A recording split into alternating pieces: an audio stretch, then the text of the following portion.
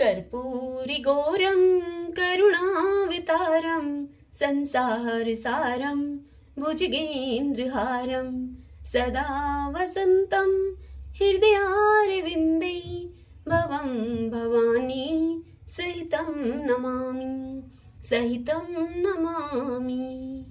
श्री शिवाय नमस्तुभ्यम। आप सुन रहे हैं श्री शिव महापुराण कथा रुद्र संहिता के चतुर्थ खंड कुमार से।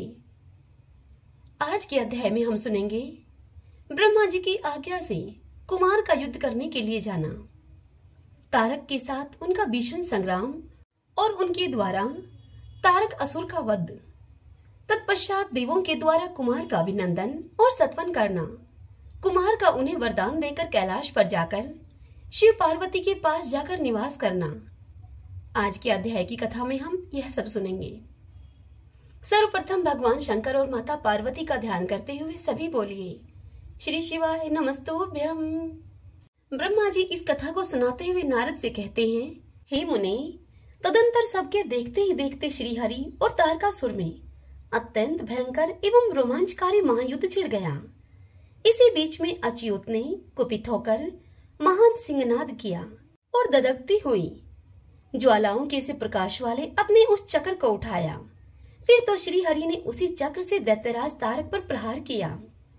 उस चक्र की चोट से अत्यंत व्यथित होकर वह असुर पृथ्वी पर गिर पड़ा। अब परंतु वह असुर नायक तारक अत्यंत ही बलवान था, अतः उस असुर ने तुरंत ही उठकर अपनी शक्ति से चक्र के टुकड़े टुकड़े कर दिए।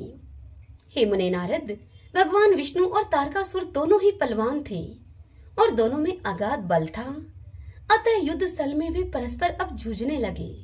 अतः हे नारद, तब मैं ब्रह्मा ने कार्तिकेय से कहा कि हे शंकर सुमन स्वामी कार्तिक, तुम तो देवादिदेव हो। पार्वती सुत विष्णु और तारकासुर का यह व्यर्थ का युद्ध शोभा नहीं दे रहा है, क्योंकि विष्णु के हाथों से इस तारक की मृत्यु नहीं होगी। यह मुझसे वरदान पाकर अत्यंत ही बलवान हो गया है। यह मैं बिल्कुल सत्य सत्य बात कह रहा हूँ। हे पार्वती नंदन, तुम्हारे अतिरिक्त इस पापी को मारने वाला दूसरा कोई नहीं है। इसलिए हे महाप्रभु, तुम्हें मेरे कथन के अनुसार ही करना चाहिए। हे परंतप, तुम शीघ्र ही उस दैत्य का वध करने के लिए तैयार हो जाओ, क्योंकि हे पार्वती पुत्र, तारक का संहार करने के निमित्त ही तुम शंकर से उत्पन्न हुए हो। इतनी बात बताकर ब्रह्मा जी नारद मुनि से आगे कहते हैं कि हे मुने, यो मेरा कथन सुनकर शंकर नंदन कुमार कार्तिकेय ठठाकर हंस पड़े और प्रसन्नता पूर्वक मुझसे बोले, तथास्तु, ऐसा ही होगा। तब महान ऐश्वर्यशाली शंकर सुमन कुमार कार्तिक तारक असुर के वध का निश्चय करके विमान से उतर पड़े और वह पैदल ही हो लिए। जिस समय महाबली शिवपुत्र कुमार अपनी अत्यंत चमकीली शक्ति को, जो कि लपटों से दमकती हुई एक बड़ी ही उल्का से जान पड़ती थी, उस शक्ति को हाथ में लेकर पैदल ही दौड़ रहे थे। उस समय उनकी अद्भुत शोभा हो रही थी। उनके मन में तनिक भी व्याकुलता नहीं थी। वे परम प्रचंड और अप्रमेय बलशाली थे। उन षणमुख को अपनी ओर आते हुए देखकर तारक सुरश्रेष्ठों से यह बोला। तारक ने कहा, क्या शत्रुओं का संहार करने वाला कुमार यही है? मैं अकेला ही वीर इसके साथ युद्ध करूंगा और मैं ही समस्त वीरों, प्रथम गणों, लोकपालों तथा श्री हरि जिनके नायक हैं, उन देवों को भी मैं मार डालूंगा। तदंतर देवताओं को यह दुर्वचन कहकर वह असुर तारक भीषण युद्ध करने लगा। उस समय बड़ा विकट संग्राम हुआ। तब शत्रु वीरों का संहार करने वाले कुमार ने शिवजी के चरण कमलों का स्मरण करके तारक के वध का विचार किया। फिर तो महातेजस्वी एवं महाबली कुमार रोषा आवेश में आकर गर्जना करने लगे और बहुत बड़ी सेना के साथ युद्ध करने के लिए डटकर खड़े हो गए। उस समय समस्त देवताओं ने जय जयकार का शब्द किया और देव ऋषियों ने इष्टवाणी के द्वारा उनकी स्तुति की। तब तारक और कुमार का संग्राम प्रारंभ हुआ, जो अत्यंत दुस्सह, महान, भयंकर और संपूर्ण प्राणियों को भी भयभीत करने वाला था। कुमार और तारक दोनों ही शक्ति युद्ध में परम प्रवीण थे, अतः अत्यंत रोषावेश में वे परस्पर एक दूसरे पर प्रहार करने लगे। अब परम पराक्रमी में वे दोनों नाना प्रकार के पैंतरे बदलते हुए गर्जना कर रहे थे और अनेक प्रकार से दाव पेच से एक दूसरे पर आघात कर रहे थे। उस समय देवता, गंधर्व और किन्नर सभी वहां चुपचाप खड़े होकर वह दृश्य देखते रहे। उन्हें परम विस्मय हुआ, यहाँ तक कि वायु का चलना भी अब बंद हो गया। सूर्य की प्रभा फीकी पड़ गई और पर्वत एवं वन काननों के सहित सारी पृथ्वी अब कांप उठी। इसी अवसर पर हिमालय आदि पर्वत स्नेह अभिभूत होकर कुमार की रक्षा के लिए वहां पर आए। वहां पर उपस्थित सभी लोगों को भयभीत देखकर शंकर एवं गिरिजा के पुत्र कुमार कार्तिकेय उन सबको सांत्वना देते हुए उनसे बोले। कुमार ने कहा, हे महाभाग पर्वतों, तुम लोग खेद मत करो, तुम्हें किसी प्रकार की चिंता नहीं करनी चाहिए। मैं आज तुम सब लोगों की आंखों के सामने ही इस पापी तारकासुर का काम तमाम कर दूंगा। यूं उन पर्वतों तथा देवगुणों को ढाढ़स बधाकर कुमार ने गिरिजा और शंभु को प्रणाम किया तथा अपनी कांतिमती शक्ति को हाथ में लिया। शंभु पुत्र कुमार महाबली तथा महान ऐश्वर्यशाली तो थे ही। जब उन्होंने तारक का वध करने की इच्छा से शक्ति को हाथ में लिया, उस समय उनकी अद्भुत शोभा हुई। तदंतर शंकर जी के तेज से संपन्न कुमार ने उस शक्ति से तारकासुर पर, जो कि समस्त लोगों को कष्ट देने वाला था, उस असुर पर अब प्रहार किया।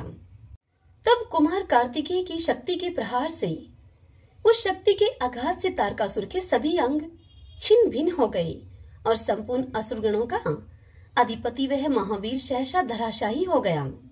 हे मुनि नारद, सभी के देखते ही देखते वहीं पर वह कुमार के द्वारा मारे गए तारक के प्राण पखेरु अब उड़ गए। उस उत्कृष्ट वीर तारक को महासमर में प्राण रहित हुआ गिरा हुआ देखकर वीरवर कुमार ने पुनः उस पर वार नहीं किया। उस महाबली दैत्यराज तारक के मारे जाने पर देवताओं ने बहुत से असुरों को मौत की घाट उतार दिया। उस युद्ध में कुछ असुरों ने तो भयभीत होकर हाथ जोड़ लिए, कुछ एक के शरीर छिन्न भिन्न हो गए और हजारों दैत्य मृत्यु के अतिथि बन गए। कुछ शरणार्थी दैत्य अंजलि बांधकर पाही पाही यानी कि रक्षा कीजिए, रक्षा कीजिए, इस प्रकार यूं पुकारते हुए कुमार के शरणापन्न हो गए। कुछ मार डाले गए और कुछ मैदान छोड़कर वहां से भाग गए। सहस्त्रों दैत्य जीवन की आशा से भागकर पाताल में घुस गए। उन सब की आशाएं भंगन हो गई थीं। उनके मुख पर दीनता छाई हुई थी। हे मुनीश्वर नारद, इस प्रकार वह सारी दैत्य सेना अब विनष्ट हो गई। देवगणों के भय से कोई भी वहां ठहर न सका। उस दुरात्मा तारक के मारे जाने पर सभी लोग निष्कंटक हो गए और इंद्र आदि सभी देवता आनंद में मगन हो गए। यूं कुमार को विजयी देखकर एक साथ ही संपूर्ण देवताओं तथा त्रिलोकी के समस्त प्राणियों को महान आनंद प्राप्त हुआ। उस समय भगवान शंकर भी कार्तिकेय की विजय का समाचार पाकर प्रसन्नता से भर गए और पार्वती जी के साथ गणों से घिरे हुए वहां पर पधारे। तब जिनके हृदय में स्नेह समाता नहीं था, वे पार्वती जी परम प्रेम पूर्वक सूर्य के समान तेजस्वी अपने पुत्र कुमार को अपनी गोद में लेकर लाड प्यार करने लगी। उसी अवसर पर अपने पुत्रों से घिरे हुए हिमालय ने बंधु बांधवों तथा अनुयायियों के साथ वहां आकर शंभु, पार्वती और गुह कार्तिक का सत्वन किया।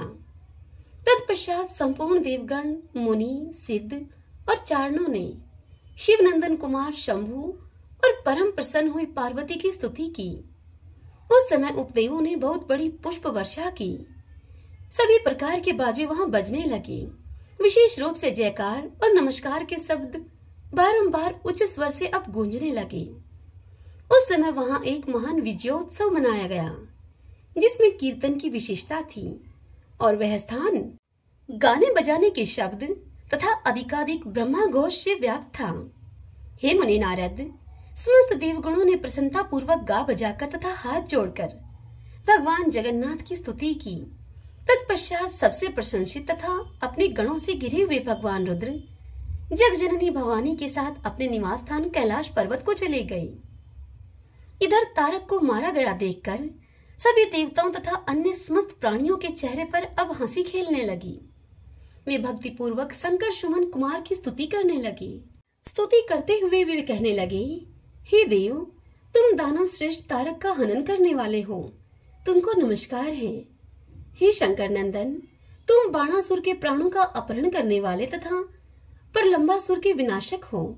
तुम्हारा स्वरूप परम पवित्र है, तुम्हें हमारा अभिवादन है। ब्रह्मा जी इतनी कथा सुनाकर मुनि नारद से आगे कहते हैं कि हे मुनि, जब विष्णु आदि देवताओं ने इस प्रकार कुमार का सत्वन किया, तब उन प्रभु ने सभी देवों को क्रमशः नया नया वर प्रदान किया। तत्पश्चात पर्वतों को भी स्तुति करते हुए देखकर वे शंकर तन्ने परम प्रसन्न हुए और उन्हें वर देते हुए वे बोले। स्कंद ने कहा, हे भूधरव, तुम सभी पर्वत तपस्वियों के द्वारा पूजनीय तथा कर्मठ और ज्ञानियों के लिए सेवनीय होगे। ये जो मेरे माता में है, यानी कि नाना पर्वत श्रेष्ठ हिमवान हैं, ये महाभाग आज से तपस्वियों के लिए फलदाता होंगे। यह सुनकर देवता बोले, हे कुमार, यूं असुरराज तारक को मारकर तथा देवों को वर प्रदान करके तुमने हम सबको तथा चराचर जगत को सुखी कर दिया है। अब तुम्हें परम प्रसन्नता पूर्वक अपनी माता पार्वती और पिता भगवान शंकर का दर्शन करने के लिए शिव के निवासभूत स्थान कैलाश पर चलना चाहिए। ब्रह्मा जी आगे कहते हैं कि हे मुने नारद, तदंतर सब देवताओं के साथ विमान पर चढ़कर कुमार कार्तिक स्कंद शिव जी के समीप कैलाश पर पहुंच गए। उस समय शिव शिवा ने बड़ा ही आनंद मनाया। देवताओं ने शिव जी की स्तुति की।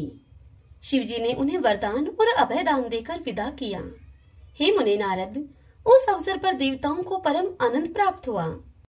वे सभी शिव, पार्वती तथा शंकर नंदन कुमार के रमणीय यश का बखान करते हुए अपने अपने लोक को चले गए।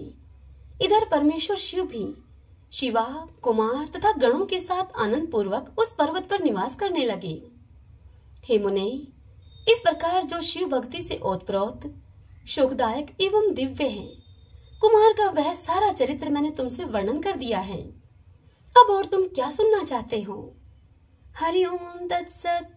श्री शिवाय नमस्तुभ्यं। भगतजनों, आज की यह कथा यहीं पर पूर्ण हुई।